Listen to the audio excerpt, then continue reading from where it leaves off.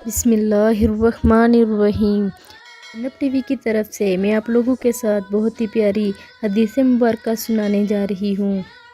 شب قدر کی نشانی کیا ہے؟ حضرت محمد صلی اللہ علیہ وآلہ وسلم نے ارشاد فرمایا، جس نے خواب میں شب قدر دیکھی مگر پھر مجھے بلا دیا گیا۔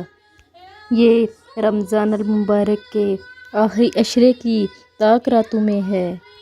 یہ رات پاک اور باوقار ہے، نہ زیادہ گرم ہوتی ہے اور نہ ہی زیادہ ٹھنڈی۔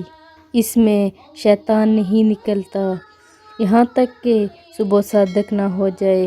اس رات کے بعد والی صبح جب سورج نکلتا ہے تو اس میں زیادہ گرمی نہیں ہوتی، یعنی نہ زیادہ سردی ہوتی ہے اور نہ ہی زیادہ گرمی ہوتی ہے۔ اس رات کی دعا آپ صلی اللہ علیہ وآلہ وسلم نے یہ سکھائی ہے: اللہم انک عفو تحب العفو فاعف عنی۔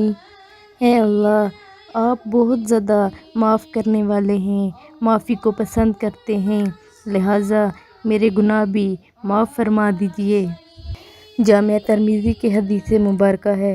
آپ لوگوں نے اس ویڈیو کو آگے لازمی شیئر کرنا ہے۔ جزاک اللہ۔